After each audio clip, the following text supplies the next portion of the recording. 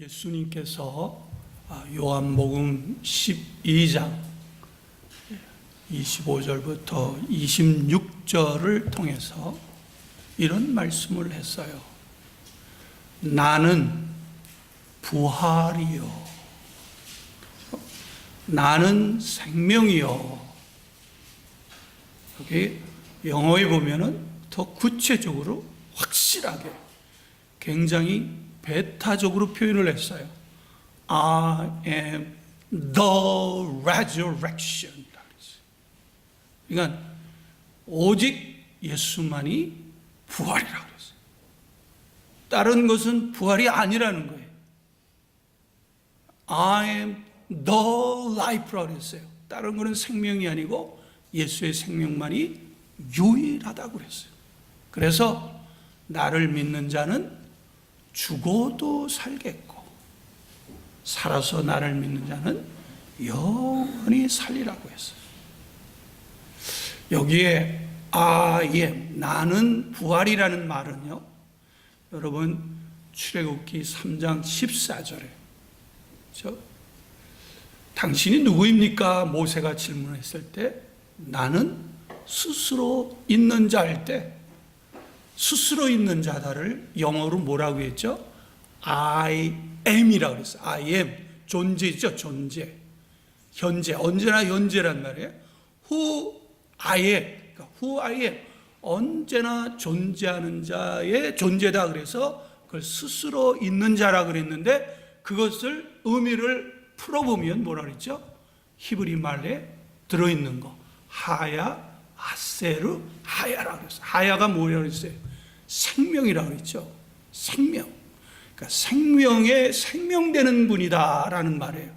그 말을 지금 문학적 표현을 하면 변형이라고 그러는데 그거를 그럼 생명의 생명이 뭐고 존재하는 게 뭐냐라고 하니까 오늘 본문에 나는 부활이다 이렇게 했어요. 그래서 누구든지 나를 믿는 자는 죽어도 산다 이거. 비록 네가 죽어도. 그래서 영어 성경에는 even though you die, 네가 죽어도, 비록 네가 죽어도 너는 다시 살 거라 이렇게 얘기했어요. 왜? I am the resurrection이니까. 그리고 나는 생명이니까 살아서 믿는 자, 그 생명을 갖는 자는 어때요? 영원히 죽지 않고 산다 그랬어요.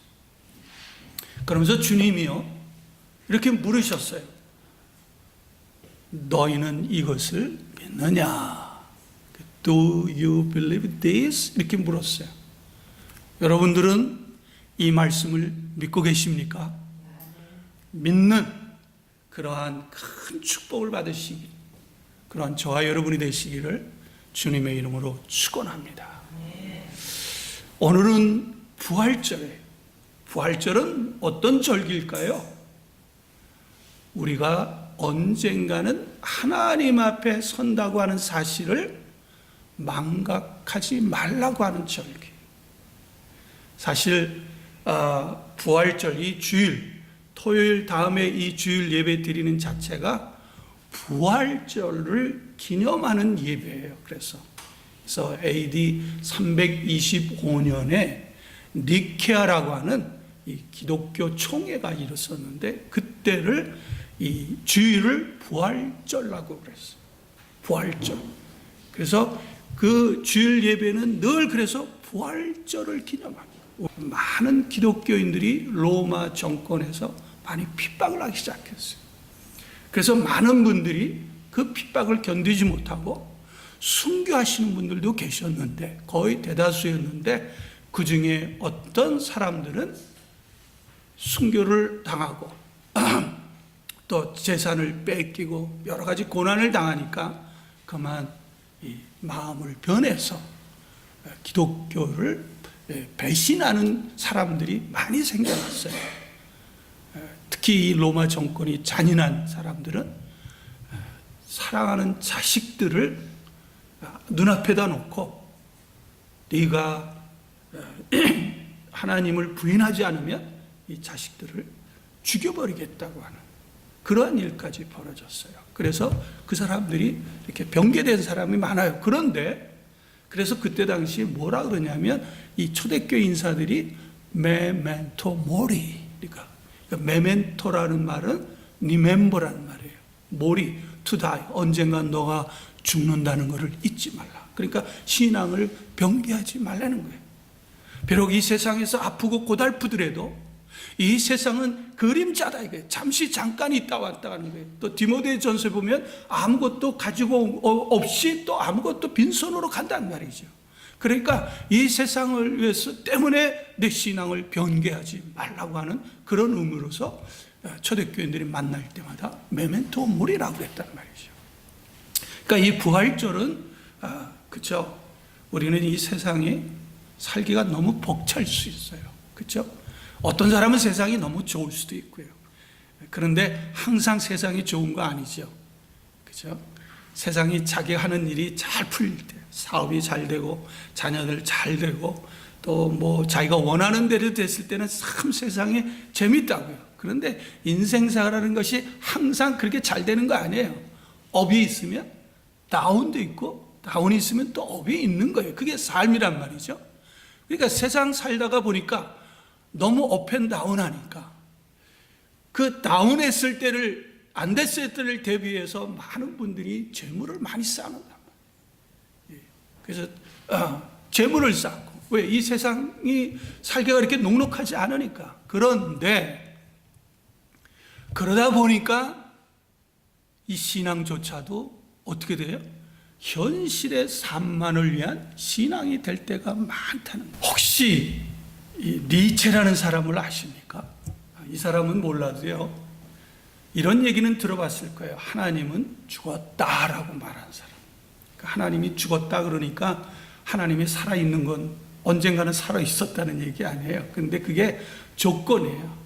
어떤 사람에게는 죽었다는 거죠. 그때는, 왜냐면 그 당시에는 하나님은 절대적인 가치 기준이었어요. 그런데 이 니체라는 사람은 신학까지 공부한 사람인데, 신기하게도 니체가 만난 사람, 주위에 있는 사람은 한결같이 신앙이라면서 기독교인이라고 하면서 현실의 삶에 지나치게 애착을 가지고 있는 거예요.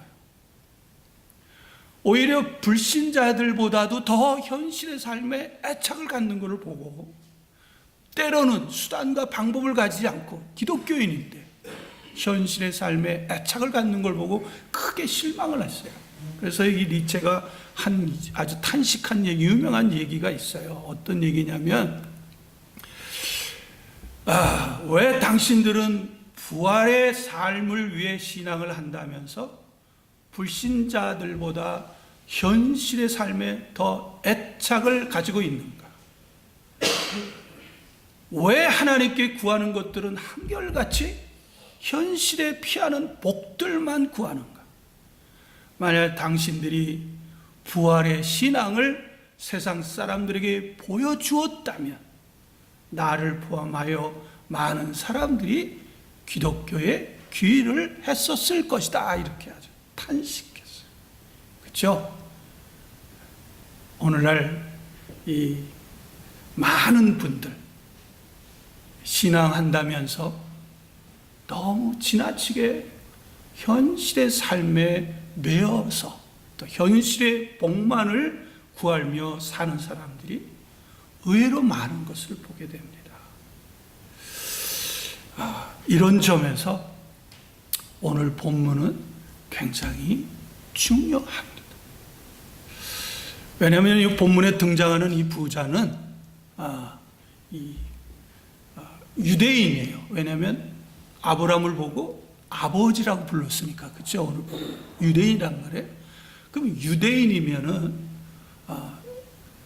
특별히 특별한 어떤 이 사두개파를 제외하고서는 모두가 부활을 믿는 사람들이에요. 근데 이 사두개파들은 부활을 믿지 않아요. 사두개파가 누구냐 하면 주로 대제사장들.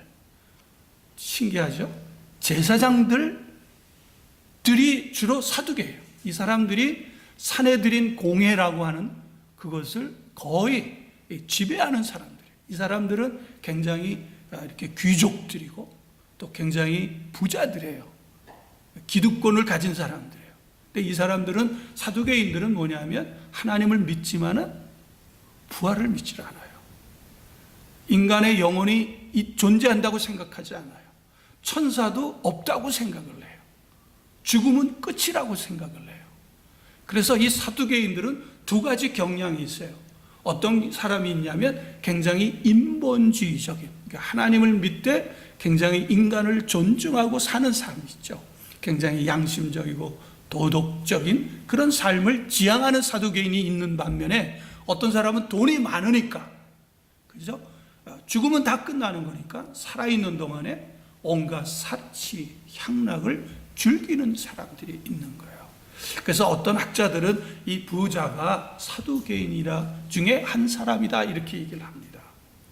그러나 성경이 말하지 않으니까. 그러나 한 가지 확실한 거는 13절에 하나님과 물질을 겸하여 섬기는 사람이고, 또 14절에 보면 우리가 읽지 않았지만 돈을 좋아하는 사람이란 말이에요. 그러니까 쉽게 얘기하면 하나님을 믿되 돈을 지키고 돈을 벌기 위해서 하나님을 수단으로 삼는 사람들. 재미있는 건 오늘 본문에 보면 거지 나사로는 있는데 부자 이름이 안 나오잖아요. 제가 자료를 찾아봤어요. 유대인의 그 전승되는 기록 자료들을 보면 그 자료들 중에도 신뢰할 만한 것이 있고 신뢰할 만하지 못한 것들이 있고, 또 어떤 자료들은 단순히 참고용으로 있는데, 단순히 이 참고용의 그 자료를 보면 이 부자 이름이 다이비스예요. 유대인 기록에 참고용으로. 근데 왜 부자 이름은 성경에 기록되지 아니하고 왜 이 거짓 나사로 이름만 있느냐? 왜 다이비스의 이름은 생략됐느냐? 그러니까 유대인의 이렇게 그 신앙 속에서 살펴보면 뭐를 강조하느냐? 나사로를 하나님께서 관심 있기 때문에 부자는 하나님의 관심이 없다라고 하는 의미로서 이렇게 했다고 해요. 근데 이 자료가 아니더라도 그거는 맞아요. 왜냐하면 하나님의 관심은 누구에게 있어요? 하나님을 믿는 사람에게 있는 것이지 하나님을 믿지 않는 사람, 다시 말해서 재물을 만문이지만 하나님을, 재물이라고 하는 하나님을 섬기는 사람을 하나님은 관심 있게 관심을 두지 않는단 말이에요. 그러니까 여기가 우리가 오해하는 것 중에서 거지 나사로가 병 걸렸고 가난했기 때문에 하나님이 그를 구원했다는 게 아니에요. 이게 부자기 때문에 지옥 가고, 부자가 인색했기 때문에 지옥 가고, 거지 나사로는 세상 살면서 고난당했기 때문에 하나님께서 위로를 해서 이 천국 가게 했다고 이렇게 해석하시면 안 되는 거예요. 그 권선징악, 그건 일반적인 거죠. 성경은 그렇게 말하고 있지 않는단 말이에요. 왜 하나님께서 나사로의 이름은 기록하지만 부자의 이름은 기록하지 않느냐? 그건 하나님의 관심이 나사로에게 있다는 것만은 확실하잖아요. 그렇죠? 자, 보십시다. 우리 이 애굽 제국 시대에 하나님의 관심은 바로 왕에게 쫓겨가는 모세에게 있었나요? 아니면 애굽 제국을 통치하는 바로에게 있었나요? 비록 쫓김을 당하고 광야에 살지만 하나님의 관심은 모세에게 있었단 말이에요. 그때 당시 애굽 제국은 오늘날의 미국과 같이 굉장히 강대국이에요. 그렇지만 하나님의 관심은 그 애굽 제국의 그 제국에 관심이 있는 것이 아니라 애굽 제국에서 뭐죠? 식민지 노릇하고 노예 생활을 하는 이스라엘 백성들에게 관심이 있었던 거예요. 그러니까 오늘 이 본문도 부자이기 때문에 하나님이 관심을 두지 않은 게 아니고, 거지 나사로이기 때문에 하나님이 관심을 둔 것이 아니고, 부자와 가난한 것 사이에 뭐가 있어요? 믿음이 있느냐 없느냐에 따라서 하나님이 관심을 있는 거예요. 부자라도 내가 부자이기 때문에 하나님께서 내게 분에 넘치는 물질을 주셨구나, 그렇기 때문에 하나님을 믿는다고 하면 그분은 하나님의 관심을 받는 사람이고 그건 하나님의 축복받은 사람이죠. 왜? 하나님을 믿기 때문에. 가난하더라도 그 가난한 것이 이유가 돼서 하나님을 믿었다면 그것이 큰 축복이에요. 가난한 것이 축복이 아니고 하나님을 믿는 것이 축복이란 말이에요. 내가 병들었기 때문에 그 이유 때문에 하나님을 믿었다고 한다면 그건 축복이에요. 왜? 내가 하나님을 믿었기 때문에 축복이 되는 거예요. 그러니까 아까도 설명했지만 부자, 인색한 부자이기 때문에 음부에 갔다. 또 거지 나사로는 이 세상에서 고난을 당했기 때문에 천국에 갔다. 이렇게 해석하시면 안 돼요. 잠깐만 팁을 드릴게요. 이걸 하려고 하면 시간이 상당히 걸리니까 자세히.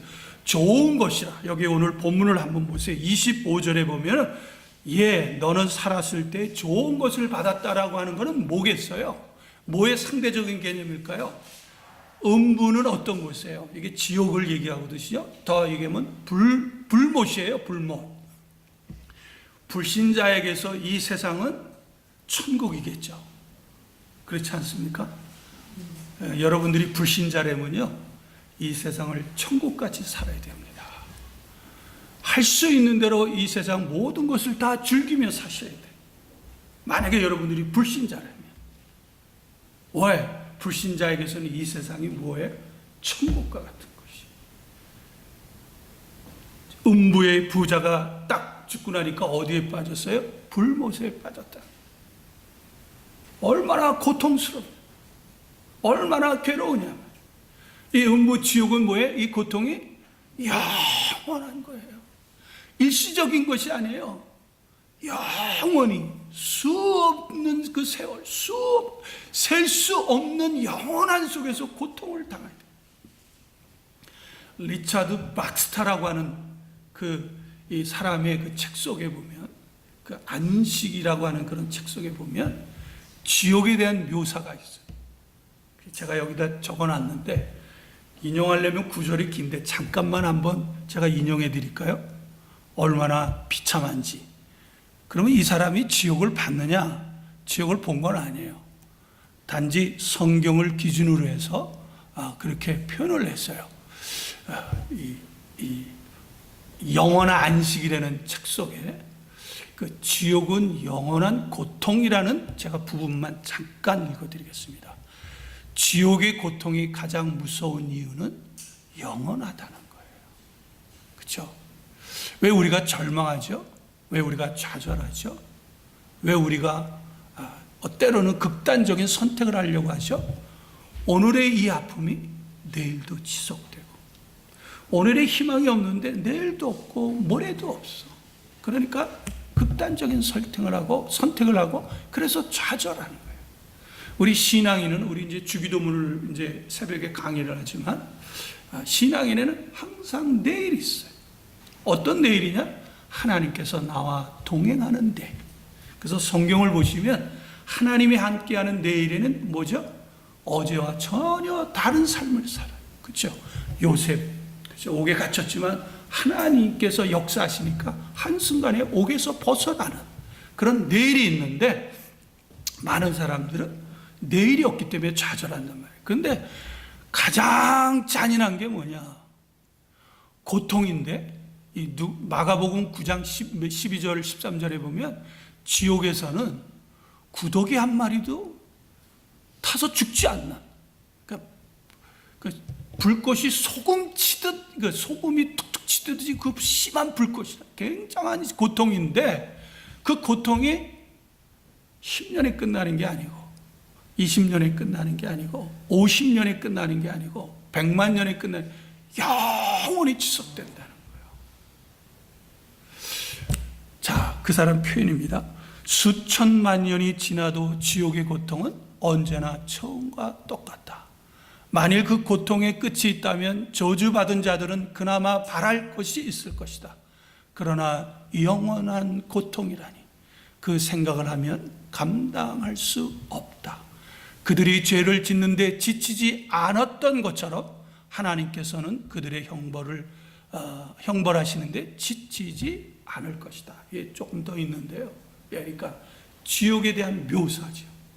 그래서 이 단테라는 사람, 또 칼빈이나 이런 사람은 성도들을 회심하게 하는 가장 뛰어난 설교는 뭐다? 이 지옥 설교를 하라는, 지옥 설교. 예. 이 부자가 이 지옥에 빠졌을 때 묘사를 오늘 한번 본문을 한번 보십시다. 23절과 24절이죠. 시작. 그가 음부에서 고통 중에 눈을 들어 멀리 아브람과 그의 품에 있는 나사로를 불러 이르되 아버지 아브람이여 나를 긍휼히 여기사 나사로를 보내어 그 손가락 끝에 물을 찍어 내 혀를 서늘하게 하소서. 내가 이 불꽃 가운데서 괴로워하나이다 라고 했어요. 그렇죠? 그러니까 이 부자는 이 음부에 빠져서 너무 고통스러웠단 말이에요. 그러니까 현재의 삶이 이 부자에게 있어서는 뭐예요? 좋은 거죠. 반면에 우리 믿는 사람은 이 세상이 뭐예요? 천국에 비하면 고난이에요. 교회 나오기 쉬워요? 그렇게 쉬운 거 아니에요. 기도하기 쉽습니까? 그렇지 않아요. 교회 봉사하기요? 그래 쉬운 거 아니에요. 그리고 이 세상은 어떤 곳이에요? 악이 횡행하는 거예요. 옛날이나 지금이나. 힘 있는 사람의 편이에요. 정의는 항상 부르짖지만 항상 시대마다 정의 부르짖잖아요. 그렇죠? 옛날부터 지금까지. 그러면 그 시대상에서 정의가 이루어졌다는 거예요? 안 이루어졌다? 항상 안 이루어졌어요. 항상. 불공평한 거예요. 그러니까 천국에 비하면 이 세상은 뭐예요? 우리 신앙인에게는 고난이에요. 그래서요, 이 세상은 천국의 그림자예요. 그리고 지옥의 그림자도 돼요. 자, 이 세상에 사는 것은 사실은 천국에 대한 그림자다. 그러니까 실상이 어디예요? 천국에. 그래서 여러분들을요, 성경은 뭐라냐면 여러분들을 순례자라고 그랬어요. 그러니까 부활절에 있다고 하는 것은 너희는 이 세상의 순례자고, 또 이 성경에 보면 너희는 이 세상에 뭐예요? 나그네라 그러는 거예요. 나그네와 같고 순례자가 있는데 왜 이 세상에서 영원히 살 것처럼 사느냐? 그게 아니다. 부활절이라는 건 뭐냐? 내가 가야 될 것, 네가 쉬어야 될 영원한 집이 하늘나라에 있다고 하는 것을 우리를 깨우쳐 주는 것이에요. 망각하지 말라는 거예요. 너의 본분이 어디에 있다? 너의 신분이 어디에 있다? 너희는 하나님의 자녀고 너희가 시민권은 어디에 있다? 천국 시민권이라는 거예요. 이 세상은 나그네라는 거예요. 그것을 이 본문을 통해서 하나님께서 저와 여러분에게 주신 겁니다. 그렇다면 중요한 것 있어요. 여기 오늘 이 본문 우리가 강의할 게 좀 많이 있는데 잠깐 생략을 해서, 그러니까 여기 아브람은 분명히 아브라함을 아버지라고 부르는 걸 봐서, 그죠? 틀림없이. 그리고 본문 30절 31절을 통해서 보면 여러 번 복음을 들을 기회가 있었어요. 그런데 이 부자는 자기가 가지고 있는 것들이 자기가 생각하기에 죽음은 끝이라고 생각했기 때문에. 그러니까 보세요. 여기 한 부자가 있어. 19절에 보면 자색 옷은 아무나 입는 게 아니에요. 권력자들만 입을 수 있어요. 근데 권력자들도 돈이 없으면 입을 수가 없어요. 너무 자색옷이 비싸노니까. 루디아가 어떤 사람이었죠? 자색 옷을 파는 사람. 그건 명품이에요. 대단한 겁니다. 여러분, 제가 신앙에서 자꾸 고난 얘기만 하지만 그러나 그 반대 신앙을 가지면요, 루디와 같은 여인이 될 수 있어요. 본질이 벗어나지만 루디아는 두아디라의 특산물이 자색 옷감이에요. 그것을 거기서 경쟁하지 않고 유럽의 빌립보의 지사를, 프랜차이즈를 세운 거나 마찬가지예요. 대단한, 그때 당시 그 여성으로서요, 대단한 거예요. 왜냐하면 그때 당시 여성은 뭐냐? 지금처럼 잡이 있는 것도 아니에요. 여성이 어떤 거예요? 남성의 소유물로 생각할 때라는 거예요. 제가 작년에 베스트셀러가 뭔가 이렇게 소설 부분, 인문 이렇게 직접 여기 뭐 가보질 못하고, 그래서 인터넷으로 봤더니 그 중에 하나가 1982년 김지영인가? 이라고 하는 책이에요. 그래서 제가 인터넷으로 이렇게 봤어요. 근데 그 여자가, 82년생인 그 여자가 한평생 살아오면서 여자이기 때문에 당하지 말아야 되는 아픔을 일기 형식으로 쓴 거예요. 가정에서. 그렇죠? 제가 어렸을 때만 해도 그랬어요. 오남 5년인데 우리 막내 동생이 지금 서울에 왔거든요. 미국에 있다가.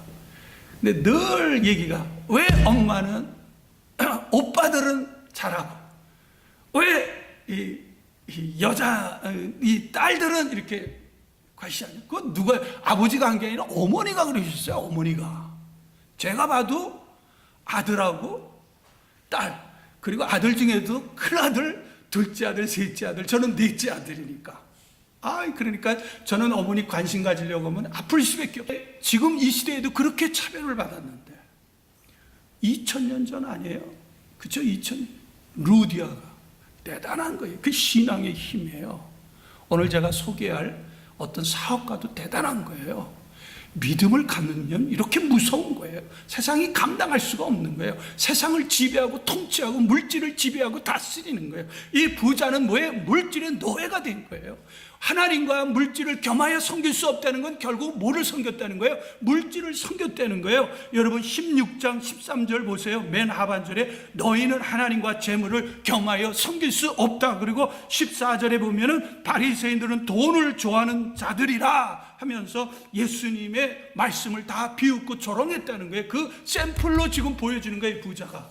그런데 이 자색 옷은 아무나 못 입는데 권력이 있어야 되고 돈이 있어야 돼요. 그런데요, 여기 고운 베옷은 뭐냐면, 이 고운 베옷 값은요, 금하고 똑같은 값을 치러야 돼요. 그러니까 이거를 고운 베옷을 살려면 어떻게 하냐면 저울을 놓고 고운 베옷의 무게하고 금하고 같이 넣는 거예요. 그래서 같은 될 때 치부라는 거예요. 이게 금값이란 말이죠. 금값. 그러니까 이 부자가 얼마나 성공한 사람이에요. 권력을 가졌죠. 돈도 가졌죠. 그러면서 날마다 호화로이 사치스럽게 잔치를 벌릴 정도니까 이 사람이 대단한 사람이에요. 굉장히 지혜로운 사람이에요. 그렇죠? 굉장히 훌륭한 사람이란 말이죠. 당대에. 그리고 가만히 아까도 제가 잠깐 설교했지만 거지 나서를 무시한 적이 없어요. 오히려 자기 대문에 있어서 호화로이 날마다 여기 뭐라 그랬어요? 날마다 호화롭게 즐기니까 날마다 호화롭게 잔치했는 그 음식을 누구에게 줬다는 거예요? 대문 밖에 있는 나사로에게 줬다는 거예요. 제가 아까도 얘기했지만 여러분 아파트 앞에, 아파트 입구에요, 어떤 이 홈리스 피플, 이게 거지가 와가지고 맨날 옷 지저분하게 입고 구걸을 하면 그게 보기 좋은가요? 한두 번 여러분이 줄 수 있어요.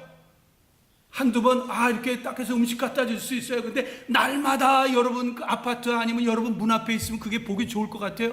게다가 그 병든 사람 아니에요. 오죽했으면 병든 이 사람 병들어서 개가 와서 핥을 정도로 아주 무시를 당한 사람이었단 말이죠. 그런 사람이 좋겠어요? 그러니까 이 부자는 이 인색하지도, 그러니까 남에게 인색하지도, 그렇다고 해서 남에게 큰 자비를 베푸는, 그냥 부자를 대표하는 거예요. 그냥 부자. 오직 뭐에? 이 세상을 즐기는데. 그런데 이 부자가 그 좋은 머리를 가지고 실수한 게 하나 있죠. 어떤 거죠? 죽음은 끝이다. 여러분 그런 신앙을 하고 계시는 건 아니겠죠? 바울 사도가 고린도전서 15장에 보면 어떤 신앙인들은 죽음은 끝이다, 부활이 없다 이렇게 얘기를 하는데, 고린도 교인들 중에 그런 게 있어요. 그러니까 만약에 부활이 없으면 내 신앙은 거짓이고 그리스도의 부활도 거짓이고 하나님 말씀도 거짓이고, 그러면서 이 생에서 가장 불쌍한 사람이 누구다? 부활이 있다고 믿은 바울 사도가 가장 불쌍한 사람. 바라기는요, 바울 사도가 그걸 기록한 이유가 뭐예요? 당신들은 부활이 있는데 부활의 삶을 전혀 준비하지 않다가 죽으면 어떻게 돼요? 가장 하나님 앞에서 불쌍한 사람이 되는 거 아니에요? 그러니까 그런 사람이 되지 말라는 거예요. 이 부자의 실수는 죽으면 끝이라고 하는 생각. 딱 죽고 보니까 부자가 어디에 빠졌어요? 전혀 생각지 못한 데 빠졌잖아요. 자, 그러니까 이 본문을 통해서 하나님이 저와 여러분에게 주시는 메시지가 뭐예요? 부활의 신앙을 위해서 준비하는 삶을 살라는 거죠. 왜? 죽음은 끝이 아니에요. 어떤 분들은 이 본문을 비유라고 하는 사람이 있어요. 제가 예전에요, 우연히 방송을 봤는데요, 연세대 신학교 교수하고 또 무슨 아시아 신학대학 교수하고 또 우리 여기 한대성 씨가 다니는 통합주계 교수 세 분들이 모여가지고 토론하는데 천국과 지옥이 없다는 거예요. 근데 이 교수들 보니까 미국과 유럽에서 다 유학해가지고 박박사들이에요. 그런데 없다는 거예요. 그런데 더 기가 막힌 거는 없다고 하니까 청중들이 막 박수를 치는 거예요. 그걸 보고 제가 충격을 받았어요. 만약에요, 그분들이 맞다면 이 오늘 본문의 이 부분은 누가 주신 말씀이에요? 예수님이 하신 말씀을 어떻게 넘기는 거예요? 거짓말쟁이로 만드는 거예요. 예수님의 십자가의 죽음을 뭐로 만드는 거예요? 아니, 단지 이 세상에서가 전부고 죽음은 끝이라 그러면 왜 예수님이 십자가에 죽으셨냐고요? 아니, 왜 바울 사도는 일평생 핍박을 받아가면서 복음을 전하고 일평생 그 죽음을 앞서가면서 복음을 전하고 선교를 했나요? 왜 이 150년 전, 200년 전에 많은 유럽인 선교사님들이 이 초라하고 못 살고 가난한 이러한 이 조선 땅에 와서 복음을 전했나요? 다 성경을 다 죽음은 끝이 아니에요. 여긴 예수님이 말씀하신 거예요. 비유가 아니에요. 팩트예요. 제가 자료를 찾고 그랬어요. 더 이 많은 자료를 읽으면 좋겠는데, 그러면 이때가 언제 벌어져 있는지를 그냥 좀 얘기를 해주는데, 그냥 이 부자의 이름만 좀 찾고 말았는데요. 그러니까 죽음은 끝이 아닙니다.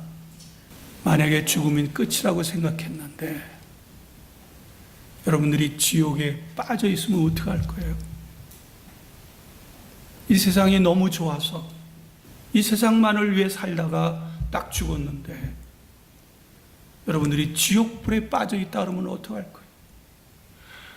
정말 죽음은 아무것도 아니고 죽음은 끝이라고 생각을 해서 안심하고 살았는데 죽고 나니까 우리가 지금 하나님의 심판대 앞에 갖고 지옥불에 떨어져 가지고 지옥불 속에 고통당하고 고난당하고 있다고 하면 어떡하실 거냐고요. 그러면 중요한 게 있어요. 어떻게 하면 부활의 삶을 준비하는 것인가? 어떻게 하면 이 음부에 빠지는 것을 막을 수 있는가? 너무 간단하죠? 예수 그리스도를 내 구세주로 영접하는 것, 그게 최고의 부활의 삶을 준비하는 거예요. 누구든지 예수를 믿으라. 그래야만 뭐예요? 구원함을 얻을 것이다. 이 세상에서 구원이 아니에요. 이 세상에서 가난해서 구원한 것이 아니에요. 병든 것에서 구원한 것이 아니에요. 우리 영원히 구원받는단 말이에요. 다시 말해서 지옥 갈 것, 음부에 갈 것, 불꽃에서 빠질 것에서 천국에 가게 된다는 그런 의미란 말이에요. 누구든지 주 예수의 이름을 믿으면 구원을 얻으리라 그랬어요. 너희가 마음으로 믿어, 그죠? 의에 이르고 입술로 신하여 구원함에 이른다고 말씀하시죠. 누구든지 주 예수를 믿으면 구원함이 있다고 그랬어요. 볼지어다 내가 문 밖에서 문을 두드리노니 누구든지 내 음성을 듣고 문을 열면 내가 그로 더불어 먹고 그는 나와 더불어 영원히 거하리라 그랬어요. 오늘 제 이 설교도 문을 두드리는 거예요. 여러분의 영혼을 두드리는 거예요. 지옥에 가지 말고 지옥의 죽음은 끝이 아니고 영원한 것이 있다고 하는 것을 계속해서 두드리는 거예요. 마음의 문을 걸고 예수 그리스도를 믿으시기를 주님의 이름으로 축원합니다. 예수 그리스도를 믿는 것이 단순히 현실의 삶이 아니라 영원한 천국의 삶인 것을 믿으시기를 주님의 이름으로 축원합니다. 두 번째는 뭐냐? 교회를 섬겨야 돼요. 교회 머리가 누구죠? 머리예요. 이걸 망각하시면 안 돼요. 많은 목사씨들이, 많은 장로씨들이, 권사씨들이 속고 있는 게 있어요. 교회의 주인이 예수 그리스도라고 하는 것을 망각하는 거예요. 여러분들이 진실로 교회의 머리가 그리스도라고 하면 여러분들이 교회에 와서 행하는 모든 것은 그리스도를 섬기는 거예요.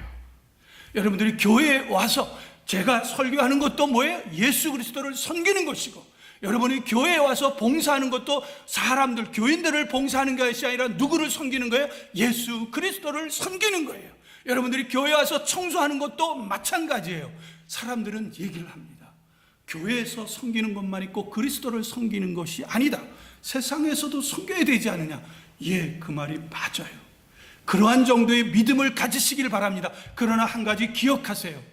교회에 와서조차도 이웃을 섬기지 못한다고 한다면 어떻게 세상에 나가서 섬길 수 있겠어요?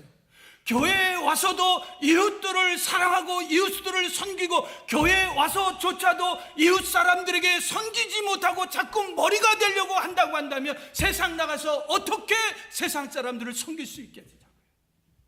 교회는 가장 기초예요. 가장. 교회에 와서 여러분 지체가 됐어요. 교회 머리가 그리스도니까. 그러니까 교회는 전부 다 섬기는 사람만 있는 거죠. 거기에 목사도 마찬가지예요. 목사는 교회의 주관자가 아니에요. 교회의 주관자는 바로 예수 그리스도예요. 이것이 이름만이 있는 것이 아니라 실질적으로 그렇게 돼야 돼요. 그러니까 실질적으로 그렇게 되려고 하니까 교회는 평신도들을 중심으로 사역이 이루어져야 돼요. 목사는요, 말씀과 말씀 사역에 매진하게 되는 거예요. 그리고 이제 세 번째, 가장 중요한 거예요. 어떻게 하면 부활의 삶을 준비하는 것이냐? 그것은 곧 복음을 전하는 삶이에요. 예수님이 말씀하셨죠? 너희의 성령이 임하시면 권능을 받고 예루살렘과 온 유대와 사마리아 땅 끝까지 뭐예요? 내 복음을 전하리라 그랬어요. 우리 예수님의 마지막 명령이라고 그랬죠? 너희는 온 천하에 다니면서, 그죠? 모든 민족들에게 뭐라고요? 복음을 전하라고 그랬어요. 너희가 내게서 들은 것을 많은 사람들에게 가르쳐 지키게 하라고 그랬어요. 그래서 초대교인들은 이 말씀에 충실해서요, 땅끝까지 이르러 복음을 전하려고 했어요. 오늘날 교회는 땅끝까지 전한다는 얘기는 했지만 그 이유가 뭐예요? 교회가 성장하기 위해서, 높아지기 위해서. 기독교 역사상에요, 큰 교회가 많아질수록 기독교는 쇠퇴하는 시기고, 기독교가 종교하고 같이 결탁하잖아요? 그럼 기독교 쇠퇴하는 거예요. 기독교 역사가 얘기를 해주고 있어요. 그러나 기독교가 구석구석에 교회를 개척할 때마다 교회 역사상에 보면 흥황하는 게 있어요. 많은 젊은 이 신학자들, 의식 있는 신학자들, 보수주의 신학자들이요, 한국에 있는 흔히 말하는 복음주의자라고 하는 목사님들이 계세요. 그 중에 4인방이 있는데 그 중에 홍정길 목사만 제외한 3인방이 있어요. 누군지 제가 말 안 하는데 여러분이 자료를 찾아보면 있어요. 그 사람들 때문에 교회가, 오늘날 교회가 이렇게 됐다는 거예요. 왜? 이분들은 복음을 전하는데 복음이 뭐가 돼요? 교회를 성장시키는 수단이 돼버렸다. 최근에 어제 뉴스를 보니까 홍정길 목사를 왜 그분은 제외했는지를 알겠더라고요. 홍정길 목사는 뭐라 하느냐면 나는 거짓말쟁이였다라고 고백하시더라고요. 그분이요, 교회를 개척해서요 많이 분리시켰었어요. 지교회가 아니에요. 그리고 정년퇴직을 깨끗하게 하셨어요. 그리고 은퇴 후에 뭐냐면 미랄 이 선교단체를 섬기고 있어요. 미랄이 뭐냐면 몸이 불편한 사람, 훌륭한 사람 없는데 그분이 나는 가짜 목사였다는 거예요. 왜? 교회 성장에만 애를 썼다는 거예요. 성경 공부를 해도 교회 성장, 또 뭐를 해도 교회 성장하다 보니까 교회 확장이 아니라, 복음의 확장이 아니라 교회 성장을 하다 보니까 대한민국의 모든 목회자들이 뭐예요? 하나같이 그분들을 모델로 삼아서 교회 성장하는 것을 최고로 축복으로 여겼다는 거예요. 아니에요. 축복은 뭐예요? 복음을 전하는 그 자체가 축복인 것을 믿으시기를 주님의 이름으로 축원합니다. 중요한 거는 때를 얻든지 못 얻든지요, 복음을 전하는 삶이에요. 바라기는요, 저와 여러분은 삶 속에서 일평생 복음을 전하는 삶을 사시기를 주님의 이름으로 축원합니다. 한 예만 들고 마무리하겠습니다. 아멘을 아주 크게 하셔서 빨리 끝내라고 하는 얘기 같은데, 예. 아주 가난한 집에서 이 소년 가장을 노릇하는 그 아이가 있었습니다. 아버지는 돌아가시고 어머니는 병에 걸려서 할 수 없이 어린 나이지만 일을 할 수밖에 없어요. 벽돌 공장에서 일을 했어요. 그때 당시 하루에 7센트를 받았는데, 근데 교회 갈 때마다 교회가 늘 비가 오게 되면 그걸 늘 마음에 할지다가 이 어린 소년이 7센트를 받는 대신에 공장 그 주인에게 얘기를 해서, 사장에게 얘기를 해서 벽돌을 달라고 그랬어요. 그래서 사장이 참, 왜 그러냐? 너 이거 가지고 하면 네 가정 뭐 먹고 살래? 그러니까 전후 사정을 얘기한 거예요. 교회 밭이 진흙밭이라서 자기가 그 벽돌을 진흙되는 것을 깔려고 한다. 사장이 감동을 해서요. 돈을 별도로 주고 7센트씩만큼 벽돌을 많이 주었어요. 그러니까 어느 순간에 보니까 교회 뭐 하루에 7센트니까 어느 순간에 그 진흙에 벽돌이 깔리는 거예요.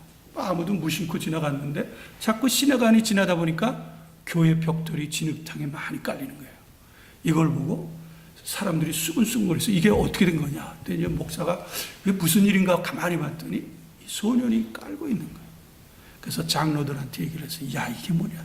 저 가난한 소년이 하는데 우리 회개하자 해가지고 교회에 이것 때문에 회개 운동이 일어나가지고 헌금이 들어와갖고 교회를 다시 땅 뭐 이런 거에서 중축한 것이 뭐냐면 여러분들이 아주 잘 알고 있는 베다니 장로교회예요. 근데 이 소년을요, 하나님이 축복을 해주셨어요. 그래서 나이 30에 세계 최초로 백화점을 만든 거예요.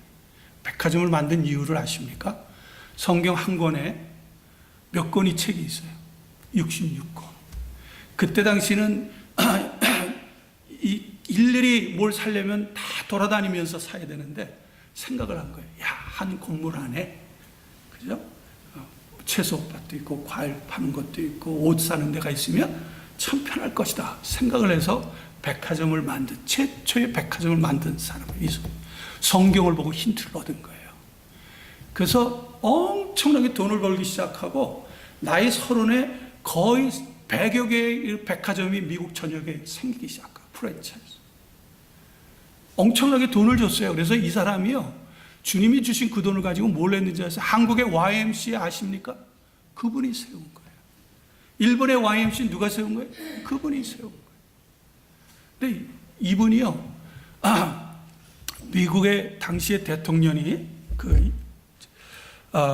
23대 대통령이었던 벤자민 해리슨으로부터 최신부 장관이 되라는 부탁을 받았어요. 근데 이분이 거절을 했어요. 왜 거절했게요? 바빠서요? 주일학교 교사 일에 방해가 될까 하는 거예요. 이분에게 있어서 주일학교 교사는요, 하나님이 주신 자기에게 사명이에요. 거절하니까 주위 사람들이 뭐라 그랬을까요? 다들 비웃고 저러겠죠. 장관으로서 돼가지고 하나님의 일을 하면 더 큰 일 할 수 있느냐? 아닙니다. 저는 주일학교가 교사가 제 본업이고 사업은 부직업. 하나님께서 나에게 주일학교 교사를 위해서 이 사업을 치를 준 겁니다. 그런데 자꾸 이 벤자민 해리슨 대통령이 계속 부탁을 하는 거예요. 그래서 이분이 조건을 달았어요. 정그릇이면 매주마다 교사 일하는 것을 방해하지 마라. 그리고 두 번째, 일을 하는데 나 국정의 일을 하다가 너무 바쁘다고 해서 주일학교 교사직을 못하게 하는 상황이 있으면 그 순간으로 나는 최신부 장관을 간다. 그래서 이분이 최신부 장관이 됐는데 4년 동안 했는데요. 이분이 계신 데가 필라델피아예요. 거기서 워싱턴 DC까지. 또 월요일은 워싱턴 DC 가서 일하고 또 토요일만 되면 이 필라델피아로 내려오는 기차를요 4년 동안 한 번도 빠지지 않고 주일학교 교사 45년을 했는데 그렇게 바쁜 사람이 해외여행도 많이 했지만 45년 동안 한 번도 빠진 적이 없어요. 왜? 그리고 이분이요 진짜 헤아릴 수 없는 많은 교회를 개척을 했어요. 이루 말할 수 없는. 그리고 교회마다 어려운 거를 많이 도와줬어요. 알지도 못해요. 그러니까 이 사람의 삶 자체는 뭐예요? 오직 복음을 위해서 산 거예요. 물질 때문에 더 얻기 위해서 하나님을 믿은 게 아니에요. 이 세상에서 축복하고 싶어서 하나님을 믿은 게 아니에요. 어떤 사람 최근에 감옥에 간 사람이 간증을 하니까 들어보니까 뭐 이런 간증을 했다 그래요. 나는 예수 믿어서 가난했던 엄마 아빠가 다 성공했습니다. 내 친척 아버지가 다 성공했습니다. 이런 간증을 했다 그래요. 근데 그 간증한 사람이 지금 옥에 들어갔단 말이죠. 그래서 그런 간증은요 그분 얘기대로 새빨간 거짓말. 이 사람이 누구냐? 존 워나메이커인데 이 사람의 신앙이 전부 다 복음을 했어요. 이 사람들이 그래서 물었어요. 도대체 왜 이렇게 하나님을 위해서 주일학교에 열심히 이렇게 하는 이유가 뭡니까? 그러니까 그런 분이 이런 얘기를 했어요. 제가 인용을 해드릴게요. 하나님은 나를 위하여 그분의 전부인 예수 그리스도를 주셨습니다. 그리고 나를 위하여 천국의 길을 예비하셨습니다. 그렇기 때문에 지금보다도 더 많은 일을 한다 할지라도 부족할 뿐이고 감사할 뿐입니다. 그리고 제가 이 땅에서 주님을 위해 수고한 것은 죽음 이후에 하늘에서 상급으로 보상을 받게 될 것입니다. 결국 저는 저의 영혼을 위하여 일한 것밖에 없습니다. 우리 주님께서 말씀하셨죠. 나는 부활이요 생명이니 나를 믿는 자는 죽어도 살겠고 살아서 나를 믿는 자는 영원히 살리라. 바라기는 우리 모두가 존 워나메이커 같은 성경에 계시하는 참된 신앙인이 되시기를 주님의 이름으로 축원합니다. 아버지 들으셨죠? 우리 교인들 아시죠? 우리 한